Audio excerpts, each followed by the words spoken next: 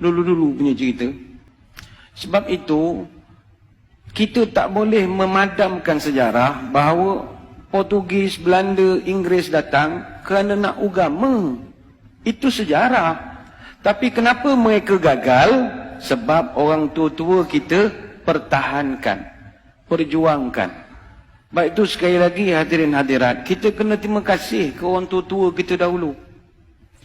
24 Ogos tahun 1511, ketika Portugis masuk ke Melaka, dia jajah Melaka selama 130 tahun, bukan sekejap. Bukannya sebulan dua, bukan 5 tahun, 130 tahun. Setelah Kesultanan Melayu Melaka berdiri gagah selama 110 tahun. Kuat dah, kita baru 62 tahun, jangan act lah. Jangan act sangat. Melaka yang sebegitu gagah, 110 tahun, tombang dengan Portugis. Dijajah pula 130 tahun. Tapi adakah orang tua-tua kita ketika Portugis menjajah itu mereka pakat tidur beramai-ramai? Adakah mereka perangai macam kita main telefon siang malam pagi petang? Tidak. Orang tua-tua dulu tak pernah tidur. Tahun 1521, kita ucap terima kasih saudara-saudara kita dari utara Sumatera, Sumatera Utara, khususnya di Aceh, yang bertali arus membantu menyerang Portugis daripada Aceh.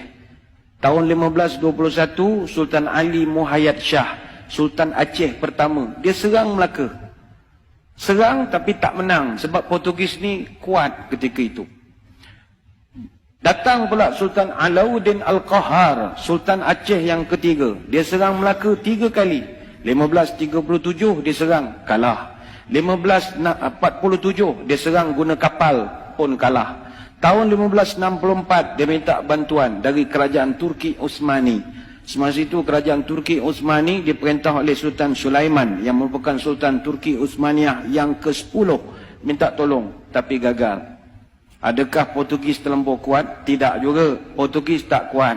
Tapi di kalangan orang Melaka ketika itu seronok kerja dengan Portugis. Jadi dia orang dah dapat gaji, ada allowance, ada pangkat, ada apa. Dia orang pula mempertahankan Portugis siang malam pagi petang. Jadi Portugis main wayang sajalah. Orang-orang kita yang berlawan sesama kita. Kemudian Sultan Ali Riayat Shah, Sultan Aceh yang ke-9, serang Melaka 3 tahun berturut-turut. 1573, 1575, 1577. Tapi tak menang, pembelot ramai. Sambung balik Dik Sultan Iskandar Muda, Sultan Aceh yang ke-12. Dia serang 2 tahun, 1615 dengan 1638. Hasil daripada serangan demi serangan bertali arus, akhirnya Portugis lemah. 1641, Belanda datang. Belanda datang. Bila Belanda datang, orang Aceh dah penat. Penat dah menolong.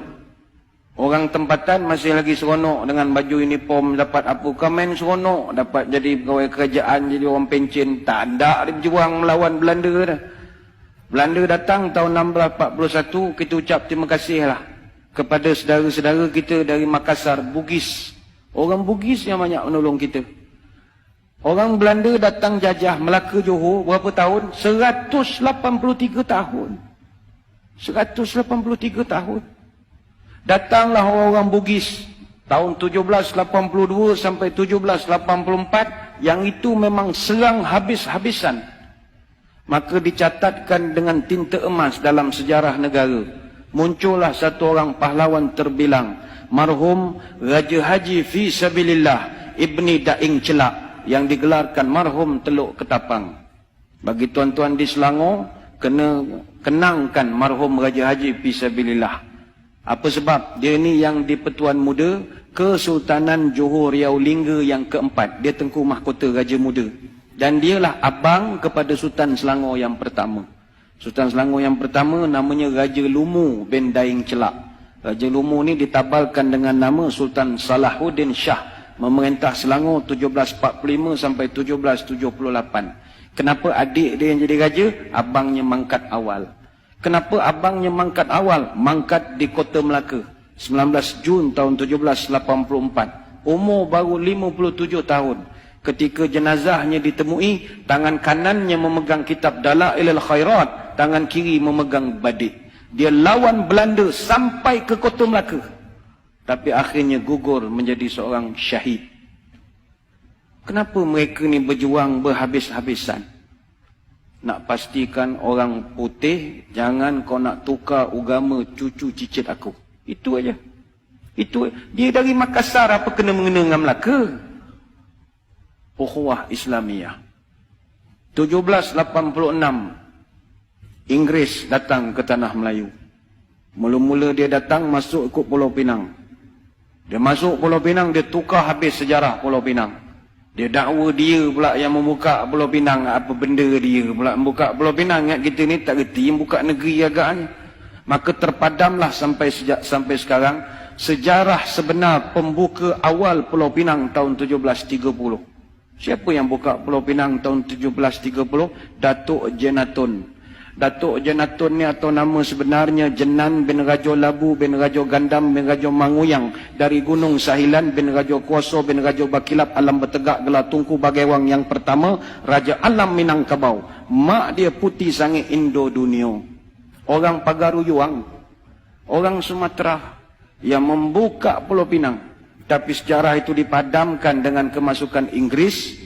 88 tahun kemudian dia tipu pula orang Melayu tahun 1874 menerusi perjanjian Pangko yang penuh dengan muslihat.